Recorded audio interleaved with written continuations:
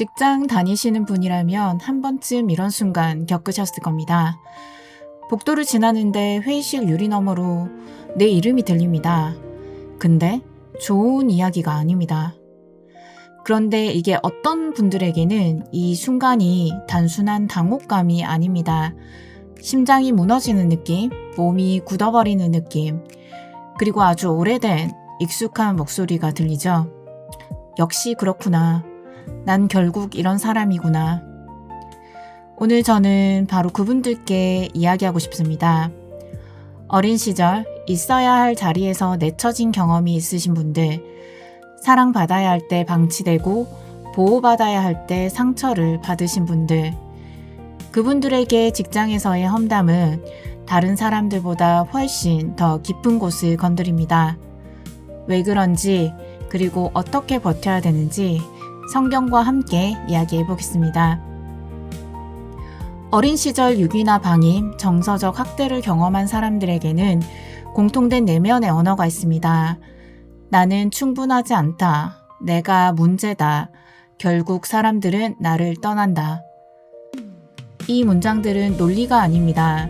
오랜 시간 걸쳐 몸에 새겨진 감각입니다. 부모가 등을 돌렸을 때, 보호자가 나를 지워버렸을 때 아이의 몸이 학습한 결론입니다. 그래서 성인이 되어 직장에서 누군가 나에 대해서 나쁜 말을 하면 그 사람의 뇌는 단순히 저 동료가 오늘 험담을 했구나 이렇게 받아들여지지 않습니다. 뇌는 훨씬 오래된 파일을 꺼냅니다. 역시 난 안 되는 사람이다. 또 버려지는 건가? 이것은 과민 반응이 아니라 생존을 위해 학습된 반응입니다. 어릴 때 위험을 빨리 감지해야 살아남을 수 있었던 사람의 몸이 어린이 된 지금도 그 방식으로 세상을 읽고 있는 겁니다. 그러니 같은 상황을 겪어도 어린 시절 상처가 있는 분들이 훨씬 힘든 건 당연합니다. 잠언서 11장 12절은 이렇게 말합니다. 지혜 없는 자는 그 이웃을 멸시하나 명철한 자는 잠잠하느니라. 지금 저 사람은 지혜 없음을 스스로 증명하고 있습니다. 그 증명에 내가 반응할 필요는 없습니다. 구약에 사울이라는 왕이 있었습니다. 하나님이 직접 기름 부으신 분인데 어느 순간 다윗을 향해 창을 던지기 시작합니다. 백성들이 다윗을 더 칭찬했기 때문입니다. 사울의 문제는 다윗이 아니었습니다. 자기 안에 있는 불안이었습니다. 험담은 대부분 그렇습니다.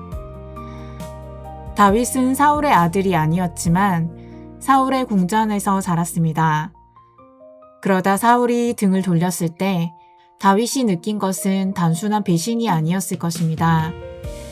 내가 이렇게까지 했는데 나는 왜 이렇게 되는 걸까?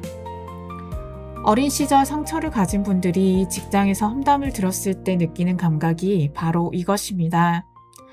나는 열심히 했는데, 나는 잘 보이려고 했는데, 또 이렇게 되는구나. 전도서는 이렇게 말합니다. 무릇 사람의 말을 들으려고 마음을 두지 말라. 전도서 7장 21절. 사람의 말에 내 정체성의 뿌리를 두지 말라는 것입니다. 그 뿌리가 사람에게 있으면 사람이 흔들릴 때마다 나도 함께 흔들리게 됩니다. 그렇다면 우리는 어떻게 반응하고 싶었을까요? 첫 번째 유혹, 과도한 해명입니다. 내가 직접 가서 오해를 풀어야 된다. 내가 얼마나 억울한지 알려야 한다. 이 충동은 단순한 억울함이 아닙니다. 오랫동안 자신을 변호해줄 사람이 없었던 사람이 스스로를 지키려는 본능입니다. 그런데 이 대화가 현실에서 어떻게 끝나는지 아십니까? 상대는 내가 언제 그런 말 했냐고 합니다. 나만 감정 소진하고 사무실에는 이상한 분위기만 남습니다. 그리고 다시 한번 혼자가 된 느낌이 듭니다. 두 번째 유혹, 자기 붕괴입니다.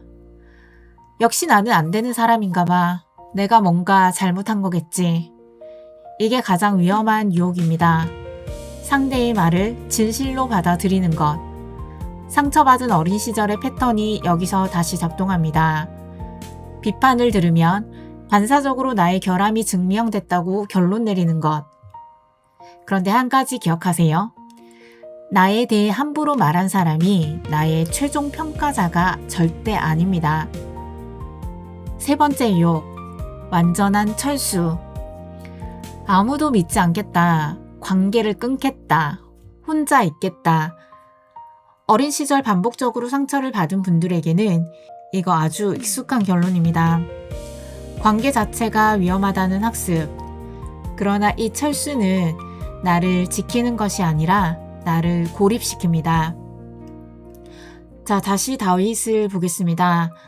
다윗은 사울에게 쫓기는 동안 시편을 썼습니다. 시편 37편 1절부터 3절입니다.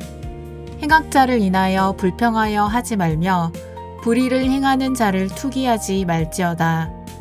저희는 풀과 같이 속히 배임을 볼 것이며 푸른 채소같이 쇠잔할 것이미로다. 여호와를 의뢰하여 선을 행하라. 땅에 거하여 그의 성실로 식물을 삼을지어다. 그런데 다윗의 시편에는 더 중요한 특징이 있습니다. 다윗은 괜찮은 척 하지 않았습니다. 하나님 앞에서 그대로 쏟아냈습니다.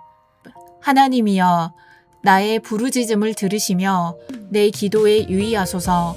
시편 61편 1절. 이것이 어린 시절 상처를 가진 분들에게 특별히 중요한 이유가 있습니다. 어렸을 때 우리는 감정을 표현할 수 없었습니다. 표현해도 들어주는 사람이 없었습니다. 그래서 많은 분들이 감정을 숨기는 법을 배웠지만 감정을 안전하게 드러내는 법은 배우지 못했습니다. 그런데 하나님은 다릅니다. 하나님은 다윗이 억울하다고 소리 질러도 불공평하다고 외쳐도 떠나지 않으셨습니다. 그 자리에 계셨습니다. 어린 시절 우리에게 필요했던 것이 바로 그것이었습니다. 내가 무너져도 떠나지 않는 존재, 내가 감당하기 어려운 감정을 가져가도 받아주는 존재, 그 존재는 하나님이십니다. 로마서 12장 19절입니다. 내 사랑하는 자들아, 너희가 친히 원수를 갚지 말고 진노하심에 맡기라. 원수 갚는 것이 내게 있으니 내가 갚으리라고 주께서 말씀하시느니라.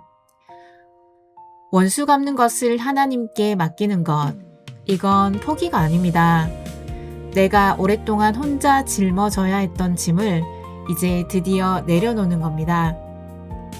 야고보서 1장 3절과 4절입니다. 이는 너희 믿음의 시련이 인내를 만들어내는 줄을 너희가 알미라. 인내를 온전히 이루라.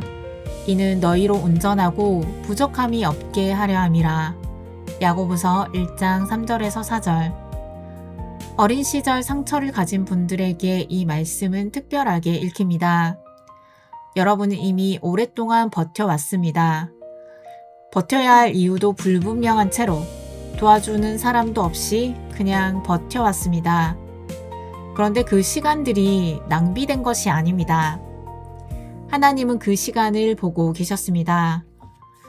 지금 이 직장의 상황도 마찬가지입니다. 이 상사는 나를 무너뜨리러 온 것이 아닙니다. 내가 이미 가지고 있는 것을 더 단단하게 만들러 온 것입니다. 물론 본인은 그 사실을 모릅니다. 이것이 하나님의 방식입니다. 회사에서 험담을 들은 직후 억울하고 속상해서 무너질 것 같은 느낌이 드는 것, 그 감정은 틀린 것이 아닙니다. 그리고 어린 시절부터 이어진 상처 때문에 그 감정이 다른 사람보다 10배, 20배 더 크게 느껴진다면 그것 또한 틀린 게 아닙니다. 여러분은 약한 게 아니라 더 오래 싸워왔던 것입니다. 그 감정을 들고 사람에게 달려가기 전에 먼저 하나님 앞에 나아가십시오. 다윗이 시편에서 한 것처럼 솔직하게 말해보세요. 하나님, 저 억울합니다. 저 또 이런 상황입니다. 저 좀 제발 봐주십시오. 그것이 가장 성숙한 대응입니다. 어린 시절에 상처를 가진 분들에게는 그 기도 자체가 치유의 시작입니다. 내 감정을 받아줄 존재가 있다는 것을 몸으로 경험하는 것이니까요. 상사의 험담이 내 인생의 최종 판결문이 아닙니다. 그 사람의 뒷말이 내 정체성이 아닙니다. 내가 누구인지는 어린 시절 누군가의 말이 결정한 것도 아니고 오늘 상사의 말이 결정하는 것도 아닙니다. 하나님 앞에서의 내 태도가 말해줍니다. 진짜 강한 사람은 상대의 수준에 끌려 내려가지 않는 사람입니다. 그리고 여러분은 이미 그것을 오랫동안 연습해 오셨습니다. 오늘도 하나님의 은혜 가운데 평안하시기를 진심으로 바랍니다. 저는 다음 시간에 뵙겠습니다.